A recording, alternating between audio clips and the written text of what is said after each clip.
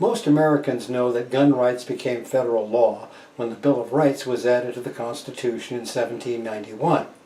It's not as well known that gun control legislation preceded the Constitution by more than 100 years. The earliest gun control laws were written into colonial slave codes, and the racist origins of gun control remain evident throughout our entire national history. The infamous Dred Scott decision of 1857 ruled that free descendants of slaves were not citizens, and that to rule otherwise would give, and I quote, persons of the Negro race the right to keep and carry firearms. Many of the Jim Crow laws passed after the Civil War included provisions explicitly intended to disarm black Americans. These laws were enforced by volunteer state militias, and the first gun control organization to operate nationwide was the Ku Klux Klan. Some states passed Army and Navy gun laws.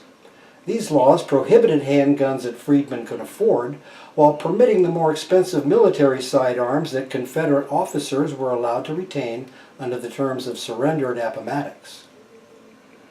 The Gun Control Act of 1968 banned the import of inexpensive handguns. This was promoted as an anti-crime measure, but there's broad agreement that, like the Army and Navy gun laws, it was really intended to disarm black America. Even today, we find the echo of racism in one proposal that's common in many campaigns to reduce gun violence: the call to ban military-style weapons or large-capacity magazines, which is tantamount to the same thing. Most homicides occur in urban areas, but we know that military-style rifles are vanishingly rare in urban crime.